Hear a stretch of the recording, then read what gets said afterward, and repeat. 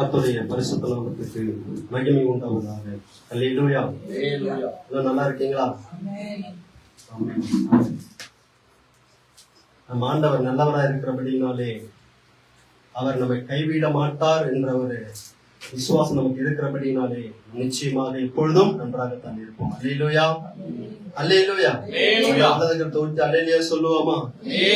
நல்ல இடது கரத்தை உயர்த்தி அல்லேலூயா சொல்லுவோம். ரெண்டு கரங்களை உயர்த்தி அல்லேலூயா சொல்லுவோம்.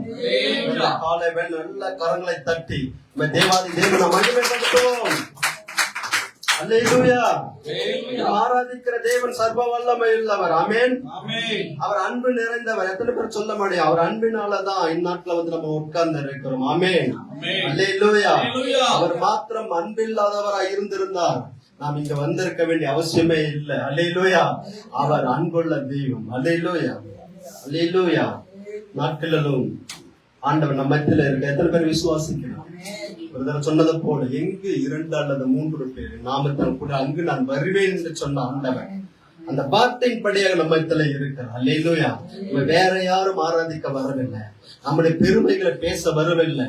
நம்ம யாரை ஆராதிக்க வந்திருக்கோம் என்றால் நம்மை ரட்சித்த தேவாதி தேவனை ஆராதிக்க வந்திருக்கிறோம். அல்லேலூயா.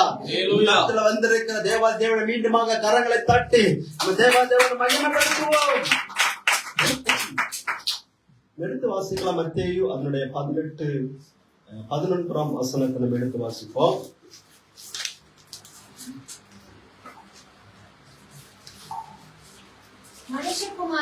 மனுஷகுமாரன் கெட்டு போனதை ரட்சிக்க வந்தார். அல்லேலூயா. மனுஷகுமாரன் யாருங்க? இயேசு கிறிஸ்து. அவர் எப்படிப்பட்டவராம்?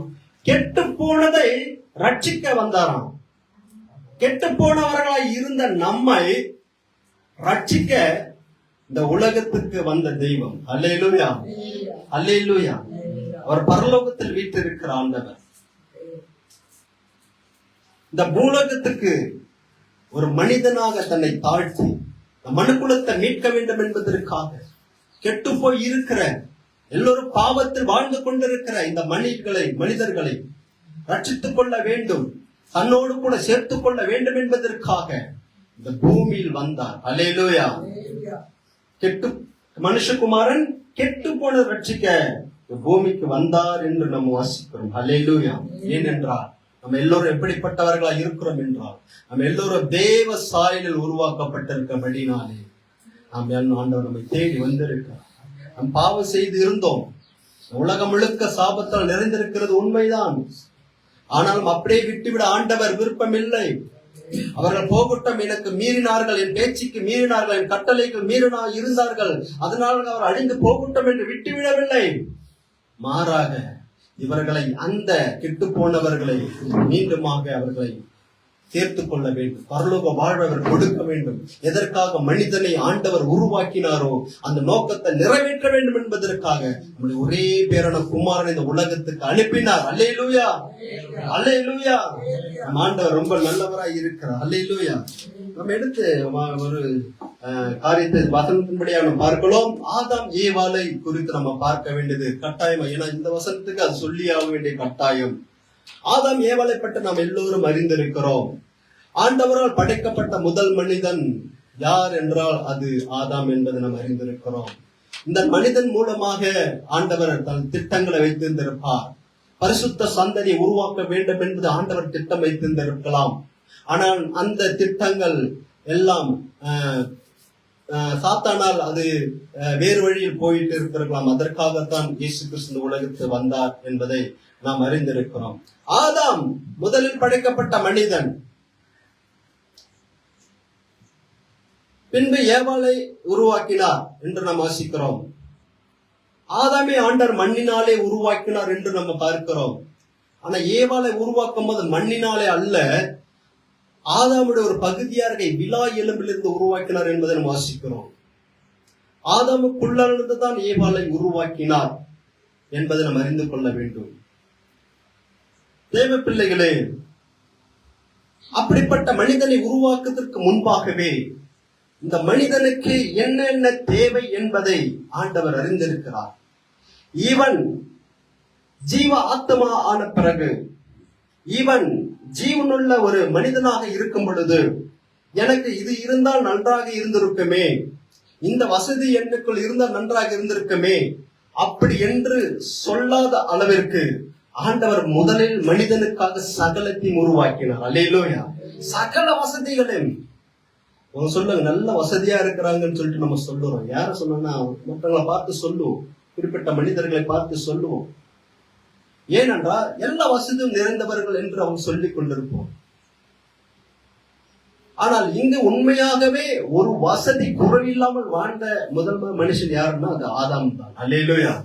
ஒரு வசதி குறைவும் இல்லை, எல்லாமே ஒரு ஏதன் தோட்டத்தை வாழ்வு என்பது சகல நிறைவும் நிறைந்த ஒரு வாழ்க்கையாகத்தான் இருக்கு. இதைதான் ஆண்டவர் விரும்புகிறார். மனிதனுக்கு இப்படிப்பட்ட ஒரு குறைவும் இல்லாத ஒரு வாழ்க்கை தான் கொடுக்க வேண்டும் என்றுதான் ஆண்டவர் விரும்பினார். அல்லேலூயா. அதை ஆண்டவர் அந்நாட்களை செய்து முடித்தார். ஆனால் அந்த ஏதோன் தோட்டத்தினுடைய நிறைவு இந்நாட்கள் நமக்கு இருக்கிறான்னா இல்ல, ஏதாவது குறை இருந்து கொண்டுதான் இருக்கு. இங்க இருக்கிறவங்க நம்ம அநேகர் இருக்கிறோம். உங்களுக்கு என்ன குறைவு இருந்தான்னு சொன்னா அவங்க சொல்லுவாங்க, எனக்கு இது இருந்தா நல்லா இருந்திருக்கும், எனக்கு ஏதோ கார் இருந்தா நல்லா இருக்கும், எனக்கு ஒரு ஓட்டருக்கு 2 வீலர் இருந்தா நல்லா இருந்திருக்கும், எனக்கு இந்த வீடு இருந்தா நல்லா இருந்திருக்கும். யாராவது ஒருவர் இல்ல எனக்கு எல்லாமே இருக்குன்னு யாரும் சொல்ல முடியும். ஏதாவது குறை தேவைகள் இருந்து கொண்டே இருக்கு. எதனால அப்படிப்பட்ட ஒரு தேவைகள் இருந்து கொண்டு இருக்கிறது? அதைத்தான் நம் நாட்களை பார்க்க போகிறோம். அப்ப ஏதன் தோட்டத்துல அந்த நிறைவு எல்லாம் நிறைவாக இருந்தது. ஒரு குறைவும் இல்லாத ஒரு மனுஷன், எல்லாவற்றையும் ஆண்டு கொள்வதற்கு அதிகாரம் கொடுக்கப்பட்டிருக்கு அந்த மனுஷனுக்கு. எல்லா அதிகாரம் படைத்தவன் தான் மனிதனாக இருந்தான். ஆனால் எல்லாவற்றையும் இழந்து போனதை நாம் பார்க்க முடியும். ஆதாம் தன்னுடைய ஏதேன் தோட்டத்தில் வாழ்ந்த நாட்களில் நல்ல ஒரு சமாதானமான ஒரு வாழ்க்கை, சந்தோஷமான ஒரு வாழ்க்கை, எல்லாவற்றுக்கும் மேலாக தேவனோடு கூட இருக்கிற ஒரு வாழ்க்கையை அவன் வாழ்ந்து கொண்டிருந்தான். அல்லேலூயா. நமக்கு எது இருக்கிறதோ இல்லையோ தேவன் நம்மோடு கூட இருந்தாலும் அது ஒரு மிகுந்த சந்தோஷம் தான். அல்லேலூயா. அல்லேலூயா. பாருங்க, ஆதாம் ஏவாளோடு கூட யார் இருந்தார்? ஆண்டவர் உலாவிக் கொண்டிருந்தார். அவர்களோடு கூட பேசுகிறவராகத்தான் இருந்தார். அப்படிப்பட்ட ஒரு சூழ்நிலையில தான் ஆண்டவர் சில மனிதர்கள், எல்லா மனிதர்களும் சோதனை உண்டு. அந்த சோதனை நாட்களில தான் ஆண்டவர் சரியா சொல்லுகிறார். அவர்களிடத்தில் சொல்லுகிற ஒரு கட்டளை, முதல் ஒரு கட்டளை பிறக்கிறது. இந்த ஏதேன் தோட்டத்துல எல்லாவித விருட்சம் இருக்கிறது, எல்லாம் விருட்சங்களும் இருக்கிறது. அதனுடைய எல்லா விருட்சத்தின் கனியை நீங்கள் புசிக்கலாம். ஆனா ஒரு குறிப்பிட்ட ஒரு மரத்தின் கனியை நீங்கள் புசிக்க கூடாது, அதை புசிக்கும் நாளிலே சாகவே சாவாய் என்று சொல்லிவிட்டார். அந்த குறிப்பிட்ட ஒரு மரத்தை சொல்லும் பொழுது சத்ருவானவன் இவர்கள் தேவனுடைய கட்டளைகள் கீழ்ப்படிந்து விட்டால் அவனுடைய திட்டம் நிறைவேறாது என்று அறிந்து இந்த திட்டத்தை முறியடிக்க வேண்டும் என்பதற்காக தந்திரமான முறையில ஏவாளை ஏமாற்றுவதை நாம் பார்க்க முடிகிறது. இதுதான் இந்த நாட்களிலும் தொடர்ந்துகிட்டே வந்து கொண்டிருப்பதை நாம் பார்க்கிறோம். அந்நாட்களே அவன் பேசும்போது சகல விருட்சத்தின் கனியை புசிக்க கூடாது ஆண்டவர் உங்களுக்கு சொன்னாரன் அப்படின்னு மாத்தி பேசுகிற ஒரு காரியத்தை நம்ம பார்க்க முடியும். சொல்லுகிற இல்லை இல்லை, ஆண்டவர் அப்படியாக சொல்லவில்லை. ஒரு மரத்தின் கனியை மட்டும் புசிக்க கூடாது, அதை புசிக்கும் நாளே சாகவே சாவை என்று சொன்னார் என்று சொல்லி அதற்கு சாத்தான் சொல்லுகிறான், இல்லை நீங்க சாகவே சாவதில்லை. ஆண்டவரை பொய்யனாக மாற்றி காட்டுகிறார். தந்திரமான பேச்சினால, தன் கவர்ச்சியினால அவளை ஏமாற்றி எந்த மரத்தின் கனியை புசிக்க கூடாதுன்னு சொல்லுறாங்க, மரத்தின் கனியை பார்க்கும்படியாக, அதை விரும்பும்படியாக, அதை புசிக்கும்படியான ஒரு சூழ்நிலை ஏற்படுத்தி தேவனோடு கூட இருந்த அவர்கள் தேவனை விட்டு பிரிந்து போகிற ஒரு நிலைக்கு வந்து விட்டார்கள். இது எல்லோரும் அறிந்த காரியம்தான். பாவம் எப்படி உருவாகிறது? பார்க்க வைப்பது. பாவத்தினுடைய பேட்டர்ன் இதுதான். பார்த்தல், அடுத்தபடியாக இச்சித்தல், அடுத்தபடியாக அதை தொடுதல், அதை எடுத்துக்கொள்ளுதல். இதுதான் ஒவ்வொரு மனிதனுக்கும் நடக்கிற ஒரு காரியமாக இருக்கிறது. அவர்கள் பார்த்தார்கள், பழம் நன்றாக இருக்கும் என்று இச்சித்தார்கள், அதை சாப்பிட்டார்கள், பாவத்தில் விழுந்தார்கள். அப்ப இந்த கெட்டுப்போன சந்ததி, இந்த கெட்டுப்போன இந்த மனித குலத்தை மீட்க வேண்டும் என்பதற்காகத்தான் இயேசு கிறிஸ்து இந்த உலகத்தில் வந்தார். அல்லேலூயா, அல்லேலூயா, அல்லேலூயா. ஆண்டவர் எவ்வளவு நல்லவரா இருக்கிறார். கெட்டுப்போன மனுக்குலம்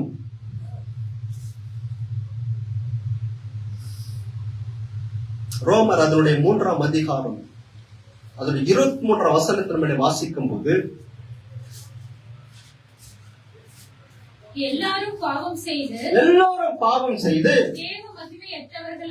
தேவ மகிமையற்றவர்களாகி என்று சொல்லப்பட்டிருக்கிறது. அல்லேலூயா. எல்லாரும் எப்படிப்பட்டவர்களா? எல்லாரும் பாவம் செய்தார்கள். இந்த உலகம் அவர்கள் செய்த பாவத்தின் நிமித்தம், தேவ கட்டளை மீறின நிமித்தம் பூமியை சபிக்கப்பட்டு போயிருக்கிறது. ஆதாம் எப்படியாக கடுமையாக உழைக்க வேண்டும், வியர்வை சென்று உழைக்க வேண்டும் என்று சூழ்நிலை வந்துவிட்டது. ஏவாள் தன்னுடைய கர்ப்பத்தின் காலத்துல ரொம்ப கஷ்டப்பட்டு தான் பிள்ளை பெருக்க வேண்டும் ஒரு சாபம் வந்து விட்டது. பிசாசு அக்னி அவனுடைய மரணம் என்று ஒரு தண்டனை வந்துவிட்டது என்பதை நாம் பார்க்கிறோம். ஏவாள் பாவம் செய்தாள். பாவம் செய்த போது அந்த பாவத்தை அவனிடத்துல கரத்துல இருக்கிற அந்த பாவத்தை அதை யார் வாங்கினது என்றால் அவனுடைய கணவன் வாங்கினார். அதற்கு யார் வழி என்றால் சாத்தான் தான் வழியாக இருக்கிறான். முதல் மீறினது யார் என்று பார்ப்போம் என்றால் முதல் மீறினது சாத்தான் தான். அந்நாட்கள்ல தேவ சமூகத்தில் இருக்கும்போது ஒரு தூதனாக இருந்தான் என்பதை வாசிக்கிறோம். எசேக்கியேல் 28 அது 11 அதோட 19 வசனத்தை விட வாசிக்கும் போது இதெல்லாம் இருக்கிறது. ஏசாயா 14ஆம் அதிகாரம் அதனுடைய 12 15 வசனத்தை நம்ம வாசிக்கும் பொழுது அவன் எப்படிப்பட்டவனாக இருந்தான், அவன் எப்படி தள்ளப்பட்டு போனான் என்று சொல்லப்பட்டிருக்கிறான். அவன் செய்த பாவம் என்ன என்று சொல்லப்பட்டிருக்கிற ஏசாயா எடுத்துக்கொள்ளுவோம். அதனுடைய 13 வாசிப்போம். ஏசாயா 14ஆம் அதிகாரம் 13. நான் வானத்துக்கு ஏறுவேன், தேவனுடைய நட்சத்திரங்களுக்கு மேலாக என்னுடைய சிங்காரத்தை பாரு, தேவனுக்கு மேலாக என்னுடைய சிங்காத்தானத்தை உயர்த்துவேன் என்று சொல்லப்பட்டிருக்குது.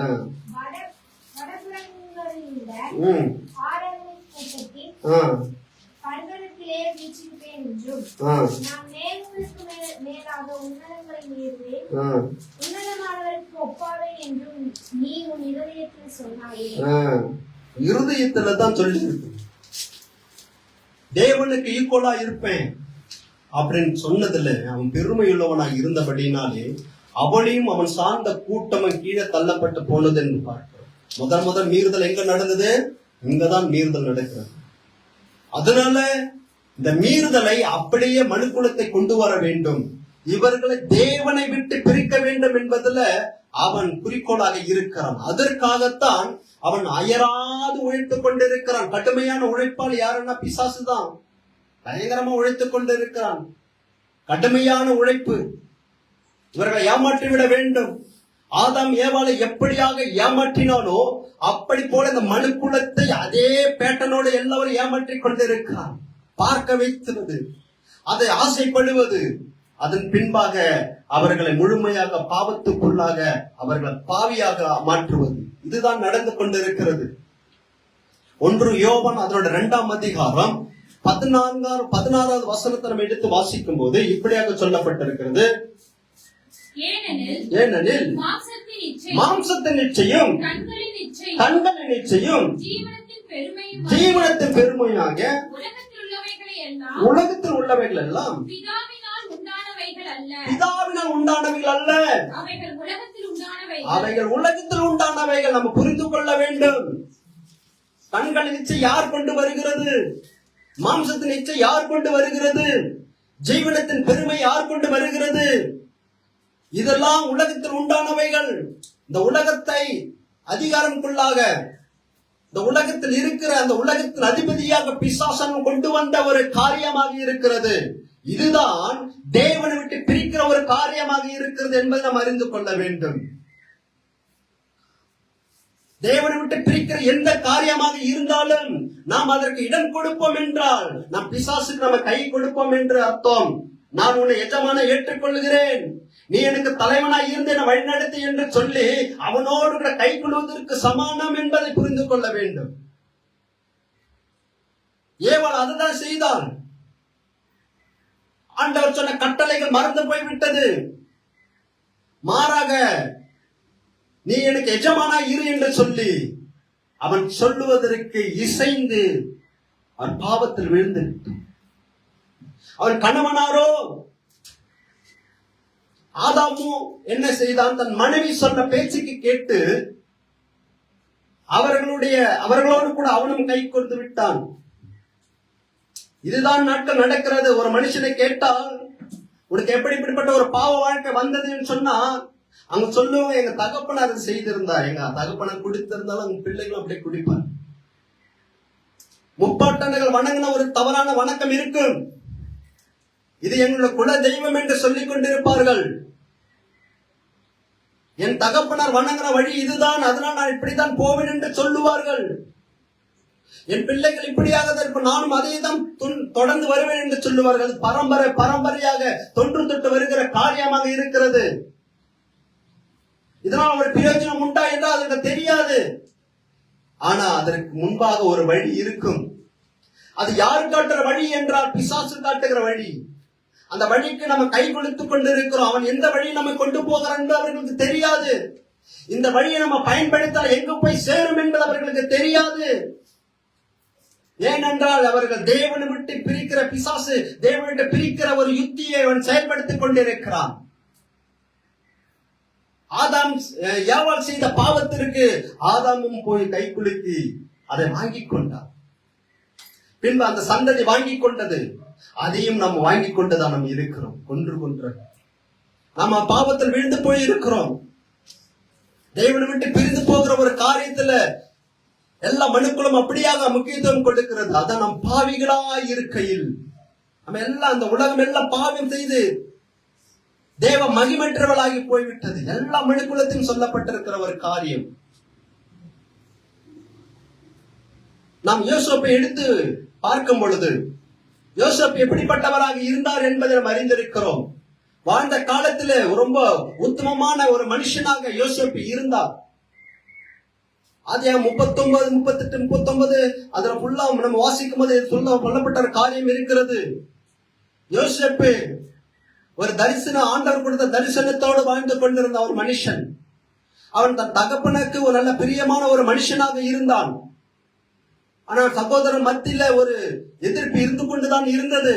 சகோதரர் அவர்கள் எல்லோரும் யோசேப்பை பகைத்தார்கள் என்று நாம் வாசிக்கிறோம். தகப்பனார் அவனை ரொம்ப நேசித்தார் என்பதை நாம் பார்க்கிறோம். அவனை கொன்று போடுவதற்கு வழியை சகோதரர்கள் தீட்டினார்கள் என்பதை நாம் பார்க்கிறோம். கர்த்தருடைய கிருபையினால் அவன் ஜீவனோடு ஒவ்வொரு முறையும் தப்பித்து ஆண்டவர் கொண்டு போய் அவனை சேர்த்துக் கொண்டிருக்கிறார். எகிப்துல போகும் பொழுது என்ன நடந்தது? ஒரு எஜமான் வீட்டில் இருக்கிற ஒரு அடிமையாக போய் இருக்கிறான். அந்த எஜமான் வீட்டிலே என்ன நடந்து கொண்டிருக்கிறது என்றால், அந்த எஜமாட்டியானவள் யோசேப்பை எப்படியாவது அடைய வேண்டும் என்பதற்காக, அவனோடு கூட பாவ செயலில் விட வேண்டும் என்பதற்காக அவள் திட்டம் தீட்டினதை நம்ம பார்க்க முடிகிறது. அப்பொழுது யாரும் இல்லாத சூழ்நிலையில யோசேப்பை பிடித்து, என்னோடு கூட நீ சயனி என்று சொல்ல, என்னோடு கூட தவறான உறவு கொள்ள வேண்டும் என்று சொல்லி தன்னுடைய இச்சையை அவன் மீது காட்ட நினைக்கிறாள். ஆனா யோசேப்பு ஒருவேளை ஆதாமை போல இருந்திருந்தால், தன் மனைவியாசன் சொல்லி நேசித்து இருந்திருந்தால், அப்படிப்பட்ட தவறான ஒரு காரியத்தை அவன் செய்திருக்கலாம். ஆனாலும் யோசேப்பு பாவம் தன்னை மேற்கொள்ள வரும்போது, பாவமர சூழ்நிலை ஏற்படும் போது, சூழ்நிலைகள் பாவம் செய்திருக்கிற எதுவாக இருக்கும் போது, யோசேப்பு அந்த பாவத்தை விட்டு விலகி ஓடினவனாக நம்ம பார்க்க முடிகிறது. அல்லேலூயா, அல்லேலூயா. இதுதான் ஆதாம் ஏவாளுக்கும் யோசேப்புக்கும் ஒரு வித்தியாசம் இருக்கிறது. ஏதேன் தோட்டத்தின் நிறைவை அவர்கள் ஏன் பார்க்க முடியவில்லை என்றால், அவர்கள் தேவனை விட்டு பிரிந்து போனார்கள், பாவத்துக்கு இடம் கொடுத்தார்கள். அதுதான் அந்த நிறைவை பார்க்க முடியல. யோசேப்பு எப்படிப்பட்டவர்? ஒரு கானான் தேசத்தில் வாழ்ந்து கொண்ட ஒரு மனுஷனாக இருந்தான். ஆனா இப்ப இருக்கிற இடம் எகிப்தாக இருக்கிறது. அங்கு பாவம் செய்கிற சூழ்நிலை ஏற்படுகிறது. ஆனாலும் பாவம் செய்யாமல் பாவத்திலிருந்து விலகி ஓடி வருகிறானாக இருக்கிறான். அல்லேலூயா. நடந்தது என்ன? இதனால் நடந்தது என்ன என்று பார்ப்போம் என்றால், அந்த எகிப்தின் உள்ள அந்த எகிப்தின் அந்த நாட்டிற்கே அவன் மந்திரியாக மாறிவிட்டான் என்பதை பார்க்க முடிகிறது. அல்லேலூயா. அவன் வசதி வாய்ப்பு குறைவே இல்லை என்பதை நாம் பார்க்க முடிகிறது. நிறைவான ஒரு ஆசீர்வாதத்தை பெற்றான் என்று பார்க்க முடிகிறது. அல்லேலூயா. நிறைவான ஒரு ஆசீர்வாதம் எப்ப நடந்தது? பாவத்தை விட்டு விலகினான், தேவனுக்கு பயந்தவனாக இருந்தான். ஆனா உலகம் அப்படியாக இருக்கிறதா? எத்தனை கிறிஸ்தவர்கள் நாம் யோசேப்பை இருக்கிறோம் என்றால் இல்ல, விரல் விட்டு கூட எண்ண முடியாத அளவுக்கு இருக்கிறோம். எத்தனை ஊழியக்காரர்கள் கூட எப்படியாக இருக்கிறார்கள் என்றால், பணத்துக்கு ஆசைப்பட்டு ஊழியத்தை ஒரு பிசினஸாக மாற்றி போய் கொண்டிருக்கிறார்கள். எத்தனை ஊழியக்காரர்கள் 2 மனைவி வைத்துக் கொண்டிருக்கிறார்கள். எத்தனை ஊழியக்காரர்கள் தவறான காரியத்தை செய்து கொண்டிருக்கிறார்கள். எத்தனை கிறிஸ்தவர்கள் லஞ்சம் வாங்கி கொண்டிருக்கிறார்கள். பாவத்துக்கு அவங்க இடம் கொடுக்கிறாங்க. பிசாசத்தின் தலைவனாக ஏற்றுக்கொள்ளுகிறார்கள். அவர்கள் நினைக்கிறார்கள் இதுதான் சந்தோஷம், இதுதான் போதும் என்று சொல்லி அது போல நினைக்கிறாங்க. ஆனா தேவனை விட்டு விட்டாங்க, கவலையே இல்லை அவங்களுக்கு. யோசேப்பு நினைச்ச கவலாம போயிருக்கலாம். ஆனா யோசேப்பு பைபிள்ல வேதாகமத்துல வந்திருப்பாரான்னு தெரியல, பாவம் செய்திருந்தான். அவன் விலகி ஓடினவனாக பார்க்க. ஒரே ஒரு குறை இருந்திருக்கு, என்ன தெரியுமா? என் தகப்பன் கூட இல்லையே அப்படின்னு இருந்திருக்கு. அதையும் ஆண்டவர் கொண்டு வந்து சேர்த்துட்டாரு. அல்லேலூயா. நல்ல நிறைவான ஒரு ஆசீர்வாதமான பாத்திரம். யோசேப்பின் நிமித்தம் தான் அந்த எகிப்து ஆசீர்வாதமாக இருந்தது. அல்லேலூயா, ஆமென். அது மாத்திரமல்ல, சுற்றில் உள்ள எல்லா தேசத்துக்கும் ஆகாரம் யோசேப்பினுடைய வழிநடத்தல்படி நடந்தது என்பதை பார்க்க முடியும். நான் என்னென்னமோ செய்யறேன், சரியான ஆசீர்வாதம் இல்லை, குறைவே வாழ்க்கையில இருந்து கொண்டு இருக்கிறது அப்படின்னு நினைப்போம்னா, நம்ம யார் இடத்துல கையை பிடிச்சுன்னு இருக்கிறோம்னா, அந்த ஏவாளுடைய கையை யார் பிடிச்சதுங்க? ஆதாம் பிடிச்சார்.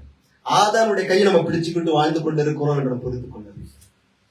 அதுக்கு நம்ம இடம் கொடுக்கிறோம். அதனால்தான் ஏதனுடைய நிறைவை நம்ம பார்க்க முடியாமல் போகிறது. அல்லேலூயா. பாவத்திற்கு நம்ம விலைக்கு ஓடுகிறவர்களாக இருக்க வேண்டும்.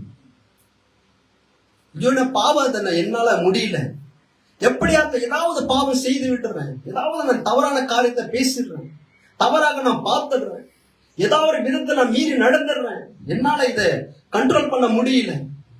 என்ன செய்தாலும் நான் இந்த பாவத்துக்கு அடிமையா தான் இருக்கிறேன் அப்படி என்பது போல் நமக்கு ஒரு கேள்வி இருக்கு. இதுக்கு என்னதான் வழி, என்னதான் பண்ணணும்? நான் இப்படியாகத்தான் எனக்கு சபைக்கு வருகிறேன், எல்லா வார்த்தையும் கேட்கிறேன், பைபிள் படிச்சாலும் படிக்கிறேன், ஆனால் இந்த பாவத்தை என்னால விட முடியலையே, இதுக்கு நான் என்னதான் வழி அப்படி என்பது போல நமக்கு ஒரு கேள்வி இருந்தால், இயேசுதான் அதுக்கு வழி. அல்லேலூயா. இயேசுதான் அதுக்கு வழி.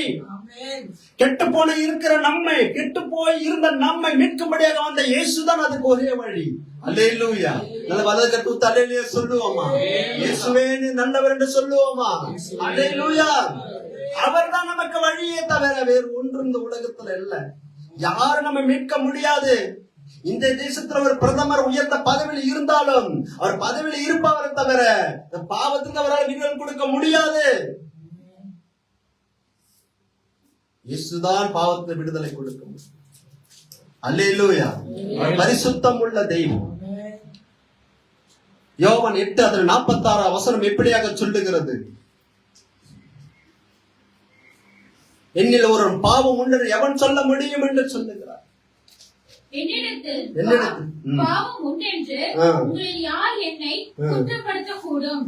நான் சத்தியத்தை சொல்லி இருக்க நீங்கள் ஏன் என்னை விசுவாசிக்கிறதில்லை? தேவனால் உண்டானவன் தேவனுடைய வசனங்களுக்கு செவி கொடுக்கிறார். நீங்கள் போதும். அப்ப இயேசுதான் அவர் பாவம் இல்லாத ஒரு பரிசுத்தம் உள்ள தெய்வனாக இந்த உலகத்தில் வந்தார். பாவமே இல்லை. அதான் சொல்ல, உலகத்தின் அதிபதி என்னிடத்தில் வருகிறான், அவனுக்கு என்னிடத்தில் ஒன்றுமே இல்லை சொல்றான். அவன் எதிர்பார்க்கிற காரியம் என்னிடத்தில் ஒன்றுமே இல்லை. அதுவும் சொல்ல முடியுமா நம்மளால? நம்ம சொந்த பந்தங்களை கேட்டா, நம்ம தாயின் தகப்பன் எப்படிப்பட்டவர்கள் என்று பிள்ளைகளை கேட்டா சொல்லிடுவாங்க நம்ம குறை எப்படிப்பட்டவர்கள். பிள்ளைகளை பத்தி கேட்டா தகப்பனார் சொல்லிடுவாரு, என் பிள்ளை இப்படிப்பட்ட பாவம் செய்யறாங்க, இப்படி செய்யறாங்க, மீறுறாங்க, தவறா பேசுறாங்க, தவறான காரியத்தை பேசுறாங்க. யாரு? நம்மளே நம்ம சொந்த பந்தங்களை குற்றம் சாட்டிடுவோம். ஆண்டவர் சொல்ற, உலகத்தில் அதிபதி வருகிறான், அவனுக்கு என்னிடத்தில் ஒன்றுமே இல்லை. அவன் எதிர்பார்க்கிற காரியம் எங்கிட்ட இல்ல. நான் உலகத்துல தான் இருக்கிறேன், ஆனா அவன் கொண்டு வந்த அந்த தீவினைகள் என்னிடத்தில் இல்லை. ஒன்று புரிந்து கொள்ள வேண்டும், பாவம் நம்மை பின்தொடர்கிறதா இருக்கிறது. பாவம் பின்தொடர்ந்துகிட்டே வரும். நீதிமொழிகள் அதோட 13:21 எடுத்து வாசிப்போம்.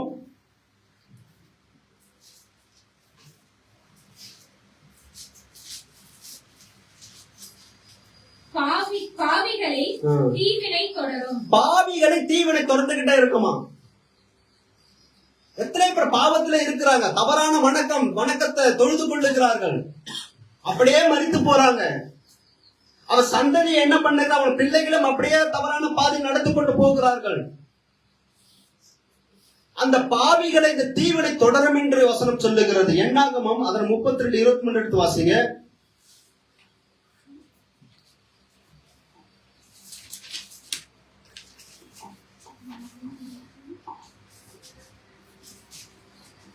நீங்கள் இப்படி செய்யாமல் போனால் கர்த்தருக்கு விரோதமாக பாவம் செய்தவர்களாய் இருப்பீர்கள்.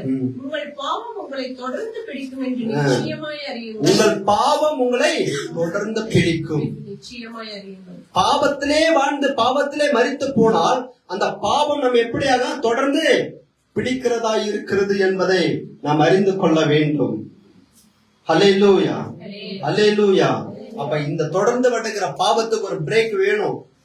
இந்த தொடர்ந்து தொட்டு வருகிற பாவத்துக்கு ஒரு முடிவு கட்ட வேண்டும் என்றால், இந்த சாபத்தை நம்ம பாவத்தை விலகி ஒரு ஆசீர்வாதமான ஒரு பாத்திரமாக ஆசீர்வாதமான ஒரு வாழ்க்கை நம்ம வாழ வேண்டும் என்றால் இதற்கு பிரேக் வேணும். இல்ல நம்ம சந்ததி எப்படி பிடிக்கும்? சந்ததி பாவம் தொடர்ந்துகிட்டே வரும். 34 யாத்திராகமம் அதனுடைய 34